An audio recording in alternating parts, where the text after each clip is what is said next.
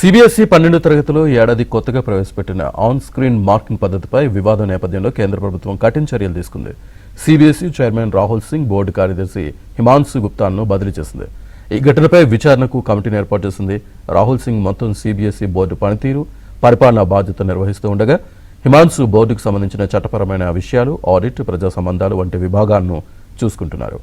OMS వ్యవస్థ అమలు, విద్యార్థులు నివేదించిన సమస్యలపై కమిటీ సభ్యులకు వివరించడానికి పాఠశాల విద్యాశాఖ కార్యదర్శి సంజయ్ కుమార్తో పాటు సిబిఎస్ఈ చీఫ్ రాహుల్ సింగ్కు పార్లమెంటరీ ప్యానెల్ సమన్లు జారీ చేసింది.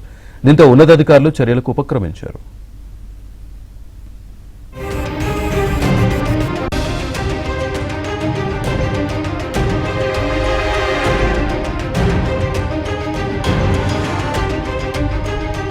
ఈ ఘటనపై విచారణకు కమిటీని ఏర్పాటు చేసింది.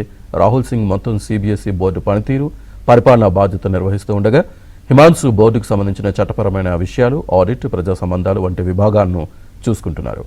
ఓఎంఎస్ వ్యవస్థ అమలు, విద్యార్థులు నివేదించిన సమస్యలపై కమిటీ సభ్యులకు వివరించడానికి పాఠశాల విద్యాశాఖ కార్యదర్శి సంజయ్ కుమార్తో పాటు సిబిఎస్ఈ చీఫ్ రాహుల్ సింగ్కు పార్లమెంటరీ ప్యానెల్ సమన్లు జారీ చేసింది.